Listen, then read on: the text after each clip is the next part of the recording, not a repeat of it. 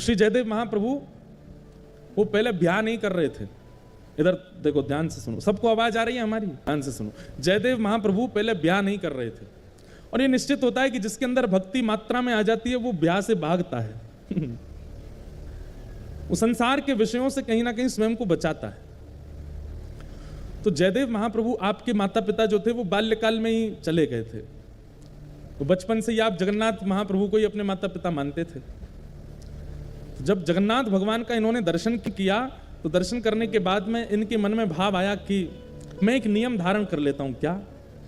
मैं इतना विरक्त भाव में रहूंगा, वृक्ष के नीचे रहा करूंगा, और एक रात जिस वृक्ष के नीचे रहा, दूसरी रात उस वृक्ष के नीचे नहीं रहूंगा। ऐसा नियम बना लिया जयदेव महाप्रभु ने। गीत गोविंद इतना प्रिय लेखनी से नहीं बना है, इतना प्रिय शब्दों से नहीं बना है, इतना प्रिय जगन्नाथ जी को रचयिता की वजह से बना है।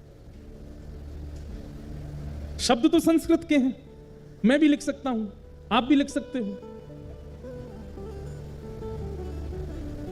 कई बार सब्जी अच्छी नहीं बनी है, लेकिन किसने बनाई है? पत्नी ने बनाई है, तो अच्छी बतानी पड़ती है। कैसी बनी? बहुत अच्छी बनी, बहुत बढ़िया बनी है। अरे चलो, पत्नी तो रोज बनाती है, पति ने बनाई है। हाँ, पति कभी कभी भोजन रसोई घर में घुस जाता है, तो गैस चूल्हा सब घबरा जाते हैं, बोले आज हमारी शामत है, आ गया, अब बनाएगा कुछ। तो जब पति रसोई घर में जाता, उस दिन सबसे ज्यादा खुश होती है पत्नी, और बच्चे तो कूदते रहते, आज पिताजी बनाएंगे कुछ। तो पतिदेव कैसा भी भोजन बनावे, पत्नी जब पाती है तो क्या कहती? बहुत अच्छा बना, बहुत अच्छा, सब कुछ। पत्नी को पता चल जाता है इसमें नमक कम है, नींबू भी कम है, थोड़ी सी मिर्च ज्यादा हो गई है। बच्चों को कहती है नहीं नहीं, इसका पेट भरा, इसको मैं दोबारा खिलाऊंगी। वो फिर बाद में सही करके बच्चों को खिलाती है, लेकिन पति से क्या बोलती है? बहुत अच्छा बना। मतलब सामग्री से कई बार प्रेम नहीं होता है, सामग्री बनाने वाले से प्रेम होता है। महाप्रभु जगन्नाथ जी को सामग्री तो बहुत प्रस्तुत करने वाले हैं, पर प्रस्तुत करने वाला कैसा है, उससे ठाकुर जी को सामग्री अच्छी लगती है। ये गीत गोविंद इतना प्रिय क्यों है ठाकुर जी को? क्योंकि जयदेव महाप्रभु, और उन जयदेव महाप्रभु ने ऐसा नियम बना लिया कि मैं एक वृक्ष के नीचे एक रात रुकूंगा और अगले दिन दूसरे वृक्ष के नीचे चला जाया करूंगा।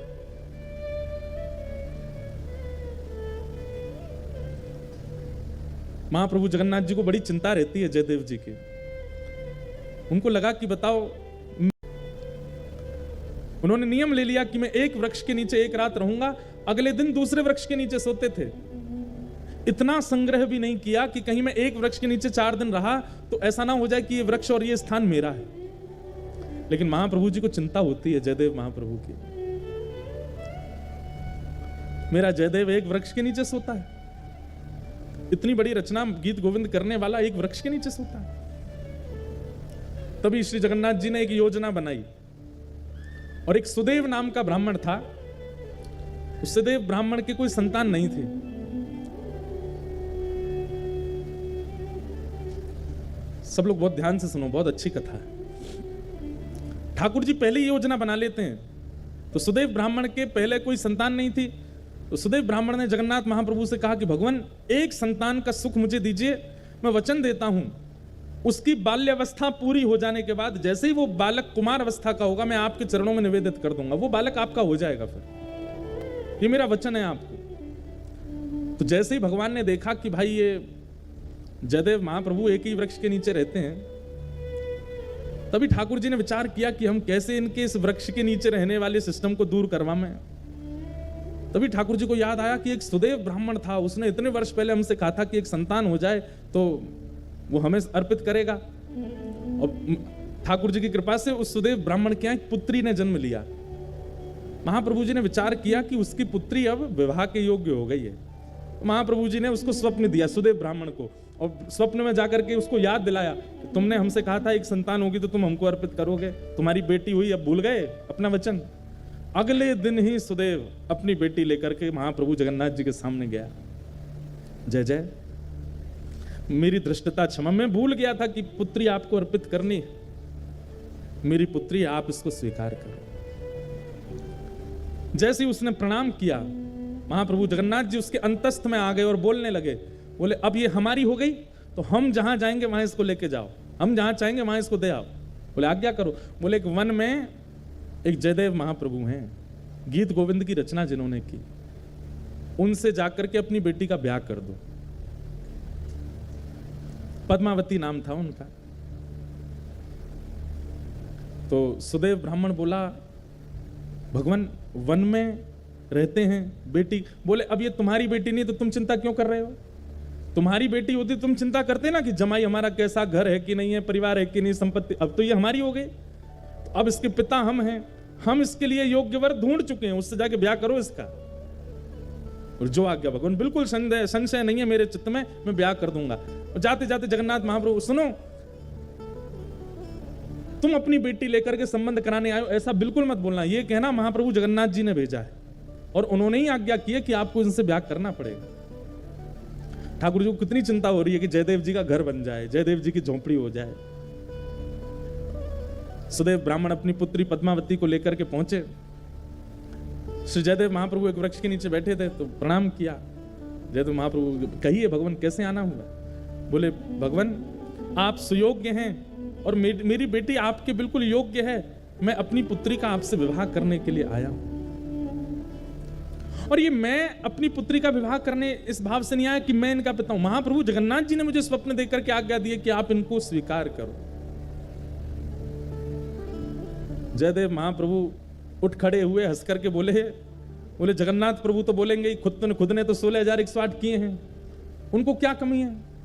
वो तो 10-5 हजार और कर लें तो भी उनको कोई दिक्कत नहीं, वो तो कर्तुम अकर्तुम अन्यथा कर्तुम समर्थ परमेश्वर हैं, वो संभाल भी सकते हैं। पर मैं कैसे संभालूंगा इनको?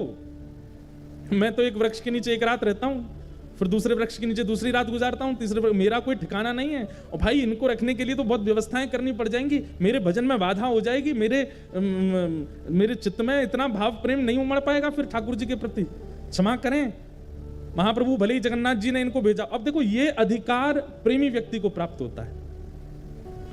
हम आप होते तो घबरा जाते, ओहो जगन्नाथ जी ने कहा है फिर तो मानना पड़ेगा, फिर तो करना पड़ेगा, फिर तो स्वीकार होना ही चाहिए। लेकिन जयदेव महाप्रभु इतने जानते हैं ठाकुर जी को, इतना प्रेम है उनका।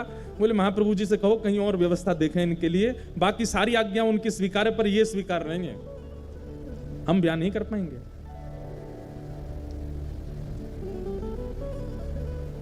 और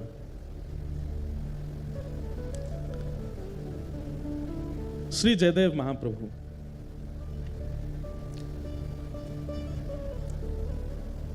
मना कर देते हैं, नहीं करेंगे। अरे आप कैसे व्यक्ति हैं, महाप्रभु जी की आज्ञा नहीं मान रहे हो, जगन्नाथ जी की आज्ञा नहीं मान रहे हो? बोले हमें स्वीकार है, हम बिना आज्ञा के ही रह लेंगे, लेकिन ये नहीं करेंगे। तो एक बार को तो सुदेव ब्राह्मण को क्रोध आ गया, बोले भगवान की आज्ञा ना मानने वाले को हम कैसे दे सकते हैं? चल बेटी, अपनी पुत्री को उठाने लगे तो पुत्री बैठ गई। बोले नहीं, महाप्रभु जी ने आज्ञा की है कि तुम इनकी हो, मैं तो इनको सर्वस्व दे चुकी हूं, मैं तो इनको अपना मान चुकी हूं, ये भले मुझे स्वीकार ना करें। पिताजी अब आपका कर्तव्य नहीं है, मेरे परम पिता जगन्नाथ जी ने मुझे इनको सौंपा है, अब मैं इन्हीं की हूं, चाहिए मुझे स्वीकार करें चाहे नहीं करें। जयदेव महाप्रभु बोले वाह, ऐसा समर्पण तो हमने नहीं देखा भैया। अरे तुम्हारे पिता कह रहे हैं चलो तुम, बोले नहीं महाप्रभु जी ने आपको अर्पित किया, अब तो मैं आपकी। जयदेव महाप्रभु बोले छोड़ जाओ इनको, 2-3 दिन हमारी दिनचर्या देखेंगे, खुद ही भाग जाएंगी ये। लेकिन पद्मावती का ऐसा त्याग, जयदेव महाप्रभु अगर उस वृक्ष के नीचे बैठे हैं तो उनके सन्मुख वाले वृक्ष पर बैठ जाती और उनको अपलक नेत्रों से देखती।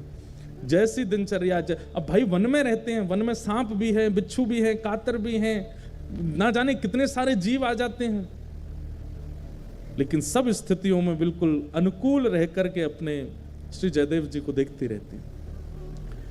3 दिन बाद जब वो नहीं जा रही, अब देखो कितनी अच्छी बात है, 3 दिन बाद जब वो पद्मावती वापस लौट करके नहीं गई तो श्री जयदेव महाप्रभु ने मन में विचार किया कि ये इसकी जिद नहीं है, ये श्री जगन्नाथ प्रभु अपना अधिकार दिखा रहे हैं मुझको कि देखो मेरा तुम पर कितना अधिकार है, मैं जिससे चाहूंगा तुमको उससे ब्याह करना ही पड़ेगा।